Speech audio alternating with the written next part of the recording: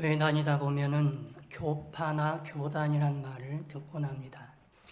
교파라는 것은 장로교, 감리교, 침례교 같이 어떤 정치 제도나 특정 신학을 지지하는 종파를 가리키는 것이고, 교단이라는 것은 그 교파 아래에 있는 하위 개념입니다. 가령 장로교회는 예장, 통합, 합동이 있고 기장이 있고 고신이 있죠. 성결교회는 예성이라는 게 있고 기성이라는 게 있습니다. 2013년에 발간된 한국의 종교 현황이라는 보고서를 보면 한국 교회 교단 숫자가 232개라고 보고가 되어 있습니다.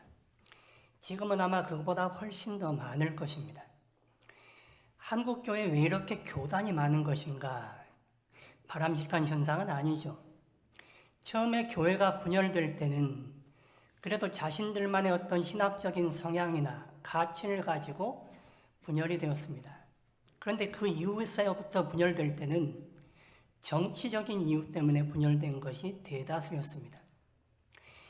가령 합동과 통합이 장로교에서 가장 큰 교단이고 전체 교회에서도 가장 큰 교단인데, 그 둘이 분열된 이유도 표면적으로는 세계교회협의회 WCC 가입 문제라고 나와 있지만 실제 내용을 들여다보면 교권을 누가 잡을 것인가 하는 정치적인 문제가 바탕되어 있다는 것을 알 수가 있습니다. 어떻게 하면 우리가 주도적으로 교회를 이끌어갈 것인가, 그 문제 때문에 교회들이 분열한다라는 것이죠. 그래서 한국 교회의 분열이 부정적으로 보이는 것입니다. 그런데 교회가 어쩔 수 없이 분열되고 분리될 때가 있습니다. 종교개혁으로 로마 가톨릭과 개신교가 두 개의 진영으로 분리가 되었습니다. 종교개혁을 본격적으로 촉발시킨 사람은 마틴 루터라는 사람입니다. 당시 로마 가톨릭의 사제였고 신학자였던 마틴 루터가 비텐베르크 성당문에 97개조의 반박문을 붙였습니다. 교황청에서 진행하고 있는 이 면죄부 판매에 대해서 우리가 논의해보자. 교황이 교회를 운영하는 것에 대해서 성경적으로 바른지 한번 논쟁해 보십시다 라고 반박문을 붙인 것입니다. 루터는 처음에 교회를 분열시키고자 하는 마음이 없었습니다. 그런 의도는 애당초에 없었습니다. 어떻게 하면 교회가 바르게 세워질 수 있을 것인가, 거기에 대해서 관심이 있었던 것입니다. 그런데 교황을 위시한 지도층들이 루터의 주장을 묵살하고 루터를 파문시킵니다. 그래서 루터를 위시한 많은 사람들이 교황과 교권 중심의 교회가 아니라 예수 그리스도 중심, 성경 중심의 바른 신앙으로 돌아가자, 바른 교회를 세우자라고 일으킨 것이 바로 종교개혁의 정신이고 운동입니다. 그래서 결과적으로 교회는 로마 가톨릭과 개신교회 두 개의 진영으로 분리가 되었습니다. 교회는 하나로 이어지는 것이 성경적인 가르침입니다. 그런데 실제 현실에서 교회는 하나로 진행되지 않습니다. 성경 해석에 따라 수많은 교파들이 생겨나고 그 교파들 안에서도 여러 가지 이유 때문에 교단이 분열됩니다. 그 교단 안에서 교회들 역시 여러 가지 이유 때문에 분열되어 가고 있습니다. 왜 이렇게 계속해서 분열되는 것인가? 바른 신앙 가운데 있지 않기 때문에 교회들이 분열되는 것입니다. 바른 신앙을 좇는 사람들과 자기들의 권리를 주장하는 사람들이 분열되는 것이고, 자기들의 권리를 주장하는 사이에서도 자기들의 정치적인 이해와 목적을 따라 분열되는 것입니다. 결국 바른 신앙 가운데 세워져 있지 않으면 교회는 계속해서 어떤 모습이든 분열될 수밖에 없는 것입니다. 그러면 교회가 어떻게 하나됨을 유지할 수 있을 것인가? 우리에게 필요한 것이 무엇인가? 오늘 성경 말씀이 거기에 대해서 답을 하고 있는 것입니다.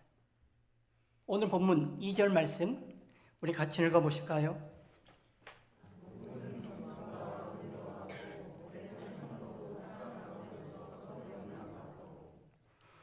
모든 겸손과 온유로 하고 오래 참음으로 사랑 가운데서 서로 용납하라 말씀하고 있습니다. 겸손하라라는 말씀이 가장 먼저 나옵니다. 우리 동양사회에서는 겸양이란 말을 쓰죠. 겸양의 미덕이라는 말도 있습니다. 가령 어떤 사람이 높은 자리를 제안받으면 그것을 바로 수락하는 것이 아니라 몇 번은 거부해야 합니다. 사양해야 됩니다. 그게 겸손한 것이라고 생각하는 것이죠. 속으로는 그 자리를 받아들이고 싶습니다. 그런데 겉으로는 내가 모자라서 안 된다고 겉으로는 겸손한 채 해야 됩니다. 그게 겸양의 미덕이라고 말하는 것이죠. 그런데 성경에서 말하는 겸손은 그런 게 아닙니다. 성경에서 말하는 겸손은 하나님 앞에서 자신을 낮추는 것입니다. 하나님 앞에서 우리의 마음을 속일 수 있습니까? 내가 하고 싶은데 남들에게 좋게 보이기 위하여서 아닌 채 할 수 있습니까? 우리의 겸손은 하나님과 떨어져서 생각할 수 없는 거예요. 사람들에게 자기를 낮추는 채 겸손한 척 하는 것이 아닙니다. 어떻게 우리가 겸손해질 수 있느냐? 하나님 앞에 있으면 겸손해집니다. 하나님 앞에서 하나님을 바라보고 자기 자신을 제대로 바라보면 겸손해질 수밖에 없어요. 우리가 겸손해지지 못하는 이유는 하나님 앞에 자신을 세우지 않기 때문입니다. 오늘 성경에는 겸손이라고 말하지 않고 모든 겸손이다라고 말하고 있습니다. 겸손하라는 것을 강조해서 말하고 있는 것이죠. 하나님 앞에 있을 때 우리는 우리 자신을 진정으로 낮추고 겸손한 모습으로 설 수 있습니다. 그런데 교회에는 겸손한 모습이 많이 없습니다. 교회는 분명 죄인들의 공동체이고 죄인들이 모여 있는데 교회는 이상하게 말이 많습니다. 남을 판단하고 비난합니다. 심지어 정죄합니다. 왜입니까? 겸손하지 않아서 그런 것이죠. 죄인들이 하나님 앞에 서서 하나님을 바라보고 자신을 바라보지 못하니 이상하게 죄인들이 말이 많은 것입니다. 말이 없어야 될 것 같은데 이상하게 말이 많은 곳이 교회라는 곳이에요. 오늘 성경은 모든 겸손으로 서 있으라라고 말씀하고 있는 것입니다. 두 번째 나오는 게 온유하라 말하고 있죠. 온유하다는 것은 그저 말없이 조용하다라는 것을 말하는 게 아니에요. 성격이 내성적이고 조용한 사람이 온유한 사람이 아닙니다. 그래도 마음은 강박한 사람이 있습니다. 온유하다는 것은 자기에게 힘이 있지만 그 힘을 절제한다는 걸 가리킵니다. 내 힘대로 하지 않는 거예요. 내 원대로 하지 않는 것이죠. 그래서 남을 받아들일 수 있는 것입니다. 남의 말도 들어줄 수 있고 남의 의견도 존중해 줄 수 있는 것이죠. 그게 바로 온유한 것입니다. 온유하라라고 말하고 있는 것이죠. 이어서 말하는 것이 오래 참음이란 말이 나오고 있습니다. 고린도전서 13장 사랑장에 보시면 사랑의 특성으로 가장 먼저 나오는 것이 오래 참음입니다. 사랑은 오래 참고. 우리말에도 참을 인자 셋이면 살인을 면한다는 말이 있지 않습니까? 오래 참으라는 거예요. 오래 참는 가운데 사랑으로 서로 용납해야 된다라고 말하고 있습니다. 그런데 이상하게 신앙생활을 오래 하고 교회 오래 다니면 겸손하지도 못하고 온유해지지도 않고 오래 참지도 않습니다. 참 희한한 일이죠. 신앙생활을 오래 하고 교회 오래 다니면 자기를 더 드러냅니다. 내가 이 교회에 몇 년을 다녔고 내가 이 교회를 위해서 무슨 일을 했고 자기 의와 공로를 주장하는 것입니다. 그러니 자기 뜻을 주장하는 거예요. 겸손하기보다는 교만해집니다. 온유해지기보다는 강해집니다. 오래 참기보다는 자기를 관철시키려고 합니다. 그래서 사랑으로 용납하지 못하는 것입니다. 겸손하고 온유하고 오래 참는다는 것은 자기 부인을 기반하고 있는 것입니다. 자기를 부인할 때에 우리는 겸손해질 수 있고 온유해질 수 있고 오래 참는 사랑 가운데 서로를 용납할 수 있습니다. 하나님 앞에서 자기를 세우지 않으면, 하나님 앞에서 자기를 보지 못하면 자기를 부인할 수 없죠. 예수님께서 제자들에게 요구하시는 가장 큰 가치는 자기 부인입니다. 자기를 부인하지 않으면 예수님이 주신 십자가를 지고 예수님을 따르지 못한다라고 말씀하십니다. 그런데 우리가 가장 피하고 생각하지조차 않는 것은 자기 부인입니다. 죄인들이 자기를 부인하지 않아요. 죄인들이 자기 목소리를 냅니다. 그러니 용납될 수가 없죠. 사랑이란 게 어디 있습니까? 어디 겸손이 있습니까? 온유함이 있습니까? 자기 주장과 자기 말과 자기 권위만, 자기 명예만 지키려고 하는 것이 되는 것입니다. 주님 안에서 자기를 부인하지 않는 이상 우리는 겸손할 수도 온유할 수도 오래 참는 사랑 가운데 서로를 용납할 수도 없습니다. 다시 말해 주님 앞에서 자기를 부인할 때만이 우리는 겸손하고 온유하게 오래 참는 사랑 가운데 서로를 용납할 수 있습니다. 그럴 때에 우리 가운데 평안, 화평이 주어지는 것입니다. 오늘 본문 3절 말씀 보십시오. 이 말씀도 같이 읽어볼까요?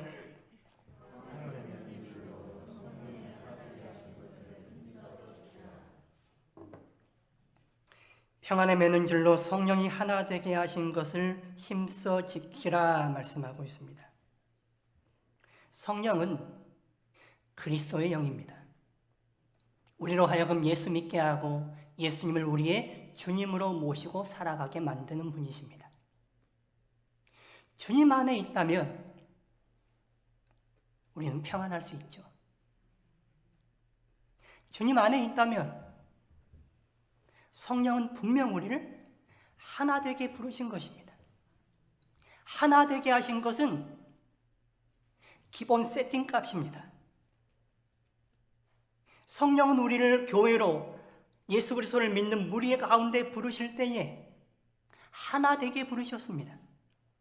그런데 왜 실제적으로는 하나 되지 않는 것인가? 인간의 자기 부인이 없고 자기를 높이고 교만함으로 인해서 자기를 주장함으로 인해서 하나됨이 어려워지는 것이죠. 성령은 우리를 예수님 안에 머물게 하고 예수님께로 이끌어가는 분이십니다.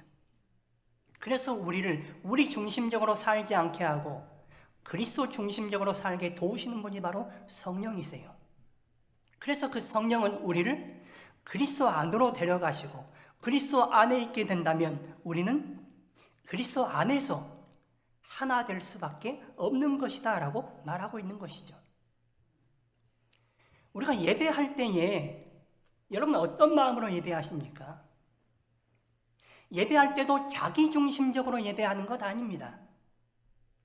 내 소원 아래고 내 소원 당장 하나님이 이루어주시기를 바라고 내가 바라는 것만 움켜쥐고 예배하는 것, 그건 바른 예배의 자세가 아니에요. 예배할 때는 우리를 좀 열어야 돼요. 여러분 가슴 한번 펴보세요. 가슴을 펴고 예배드리시는 거지 가슴 팔짱 끼고 예배드리는 거 아닙니다. 성령님 들어오지 마세요. 나는 내 길을 가렵니다. 이게 예배의 자세가 아니란 말이에요. 기꺼이 성령님 내게 들어오셔서 나를 이끌어 주옵소서. 어디로 이끄느냐? 우리의 주님이신 그리스도께로 나를 이끌어 주옵소서. 그래서 우리가 성령으로 말미암아 그리스도 안에 머물게 되고 하나님 앞에 서게 되는 것입니다. 그러니 우리를 제대로 보게 되는 것이죠. 그래서 우리 중심적으로 서는 것이 아니라 그리스도 중심적으로 세워지게 되는 거예요. 그런 마음이 없으면 예배할 때도 예배하러는 나왔는데 졸려요. 하품만 나오는 거예요. 당연하죠. 자기 생각대로 자기 중심적으로만 서 있는데 성령이 우리를 만지지를 못하는데 재미도 없죠. 어쩔 수 없이 앉아 있는 거예요. 시간아 가라 하는 거예요.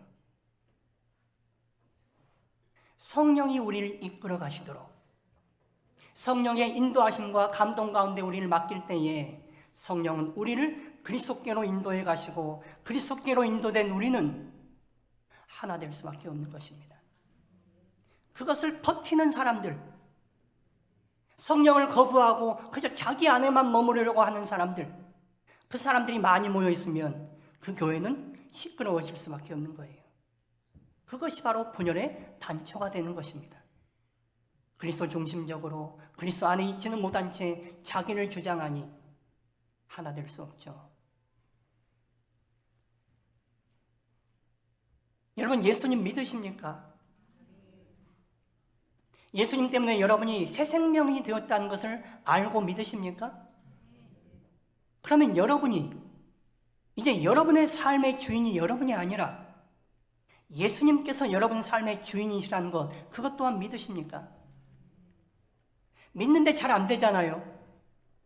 그죠? 솔직하게 한번 자기를 들여다보세요. 우리가 알고 믿는데 아는데 잘 안 된단 말이에요. 그러니 어찌합니까? 성령님 붙잡는 것밖에 더 있습니까? 나로는 잘 안 되니 성령님 붙잡아야죠. 나로는 안 되면서 성령님도 안 붙잡고 살아요. 그저 나로 살려고 해요. 그러니 우리 신앙생활은 오래 하는 것 같은데, 교회 출석은 열심히 하는 것 같은데 변화는 일어나지 않는 것입니다. 여전히 자기중심적으로 이기적으로 살아갑니다. 자기 목소리를 내고 자기 생각을 관철시키려 하며 살아갑니다. 그러니 교회가 하나됨을 잃을 수가 없는 것이죠. 본문 4절 말씀 보십시오. 4절 말씀도 같이 읽어볼까요?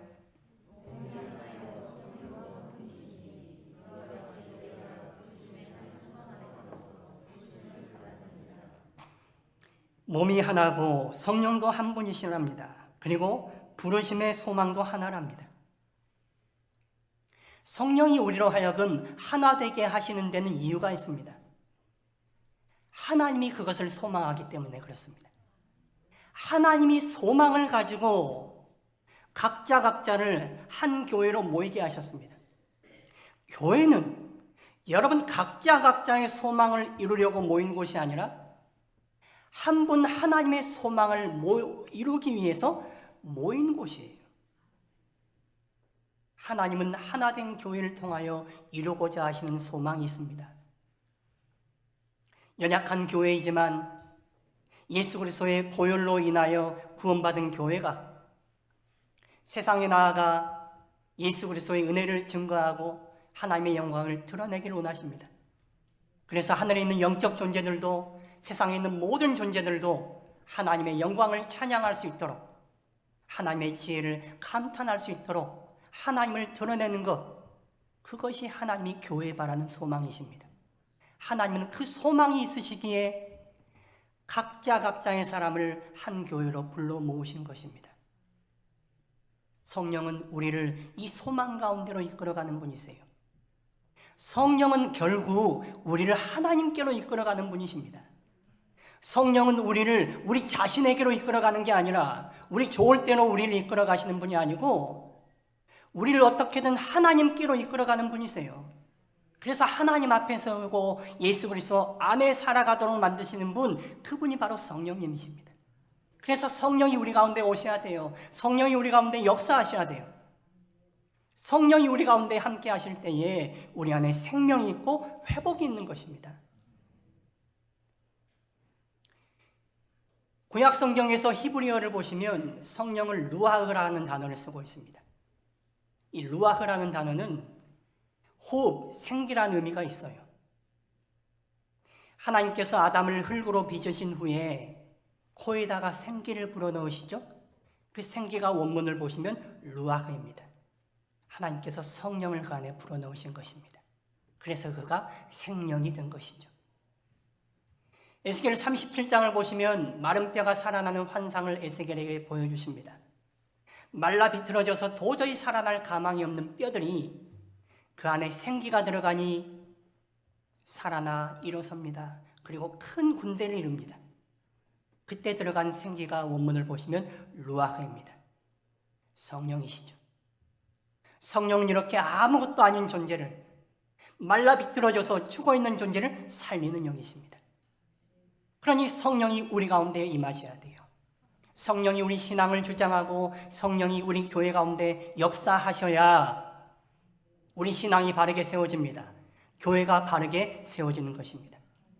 성도를 성도되게 하고 교회를 교회되게 하시는 분은 오직 성령밖에 안 계세요. 그래서 성령은 어떻게든 우리를 하나님께로 이끌어 가시는 거예요. 우리 안에만 머물러 있는 우리를 하나님께로 돌이키게 하는 분, 그분이 바로 성령이세요. 우리 자신 안에만 있는 우리를 하나님께로 돌이키는 것, 그게 바로 회개 아닙니까? 우리 삶을 하나님께로 돌이키게 하는 것, 회개하는 것, 그건 바로 성령의 역사입니다. 우리가 우리 자신 안에만 머물러 있지 아니하고 하나님께로 돌이킬 때에, 회개할 때에 성령께서 우리 안에 생명의 역사, 회복의 역사를 가져오시는 것입니다. 본문 5절과 6절 말씀도 같이 읽어볼까요?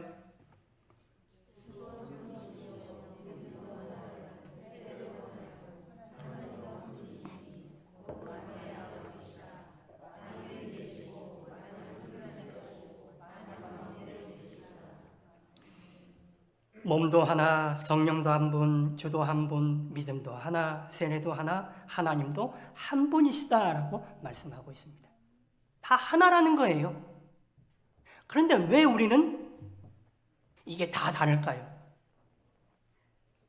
신앙도 다르고 생각도 다르고 믿음도 다릅니다. 심지어는 하나님도 다른 하나님을 믿는 것처럼 보일 때가 있습니다. 왜 이렇습니까? 한 성령의 감동 아래 있지 않아서 그런 것입니다. 소망교회 원로이신 곽선희 목사님에 대해서 이런 일화가 있습니다. 곽 목사님 당시에 소망교회가 가장 영향력이 있고 재정적으로도 풍족하니 얼마나 많은 교회들이 도움을 요청했겠습니까? 하루는 시골의 한 전도사님이 연락도 없이 대뜸 곽 목사님을 찾아와서 이렇게 말하더랍니다.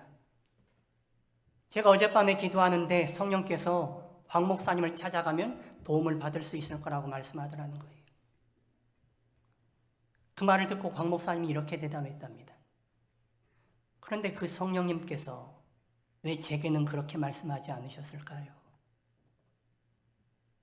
자기 생각, 자기 감동을 성령의 감동이라 생각하면 안 돼요.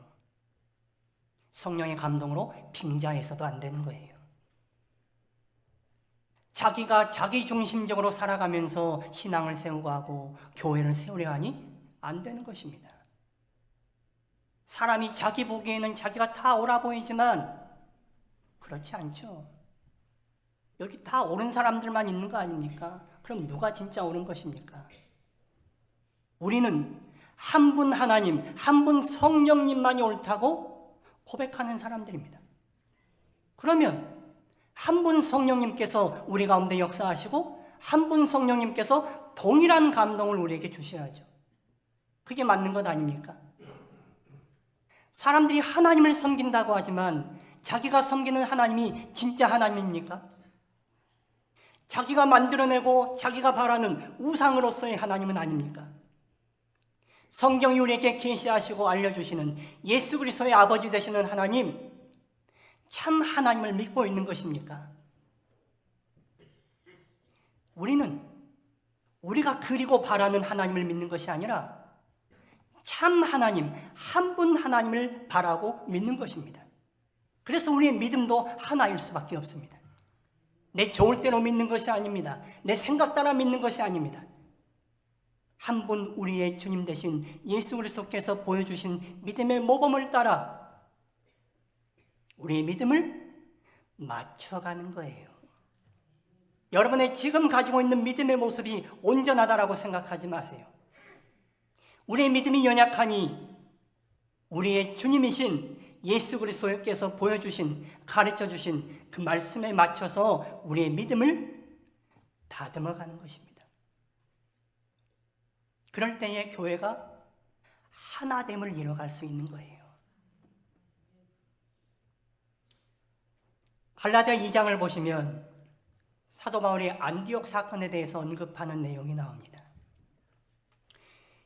베드로가 안디옥 교회를 방문해서 이방인 교인들과 함께 식사를 하는데 예루살렘 교회에서 유대 율법주의자들이 왔다는 소식을 들었습니다. 그 소식을 듣자 베드로가 급하게 그 자리를 피합니다.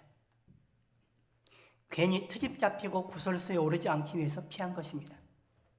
당시 유대인들은 이방인들과 겸상을 할 수 없었습니다. 그것은 부정한 일이라고 생각했기 때문입니다. 그러나 사도 바울은 그 일이 복음의 절대성과 우월성에 훼손을 가하는 중대한 사건이라 봤습니다. 그래서 면전에서 공개적으로 대사도였던 베드로를 책망합니다. 그런데 베드로의 반응이 재밌는 거예요. 신출내기 사도가 대사도인 베드로에게 공개적으로 돌려 말하면 망신을 준 것입니다. 그런데 베드로가 그 책망을 기꺼이 받아들였습니다. 자기가 잘못했다는 것, 순간 실수했다는 것을 깨닫고 바울의 지적을 인정한 것입니다. 바울에 대해 악감정을 품고 괘씸한 마음으로 분열한 것이 아니라 바울과 여전한 한 마음을 가지고 하나님 나라를 위해 그와 동역을 한 것입니다. 복음서에 나오는 베드로의 모습은 좀 우쭐해 보이는 그런 모습이에요.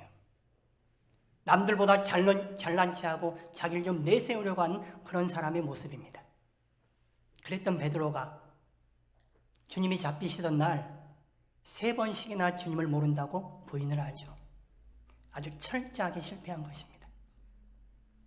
그 사건을 겪으면서 베드로는 자기가 얼마나 보잘것없는 죄인인지 처절하게 자기를 보았을 것입니다. 하나님 앞에 자기를 본 것입니다. 그러니 겸손해지고 온유해진 것이죠. 그래서 신출내기에 불과한 사도 바울이 자신에 대해 책망했을 때에 그 책망이 바른 책망이었기에 겸손하게 그것을 받아들인 것입니다.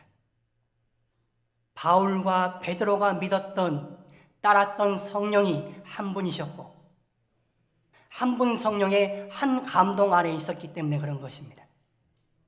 그들의 믿음이 하나였고 그들이 섬기는 주님이 한 분이셨기 때문에 그런 일이 나타날 수 있었던 것입니다.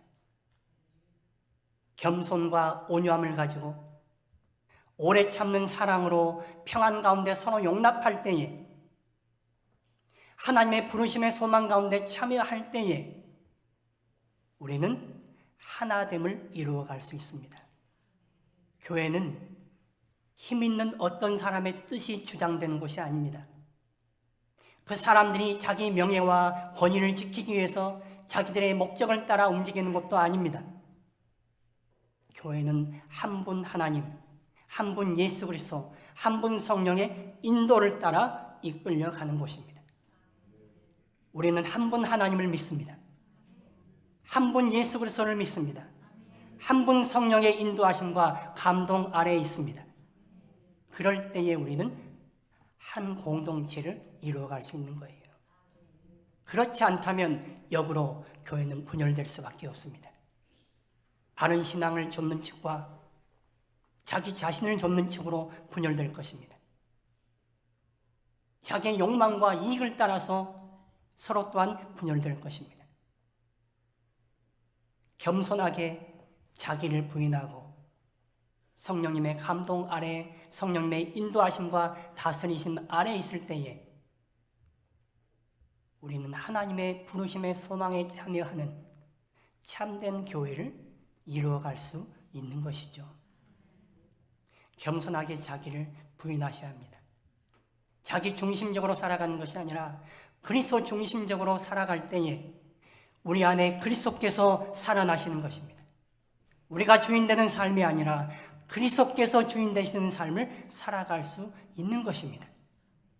그렇게 한 주님, 한 믿음으로 서 있을 때에 우리는 우리를 교회로 부르신 하나님의 소망을 이루어드리는 참된 성도들로 세워질 수 있을 것입니다.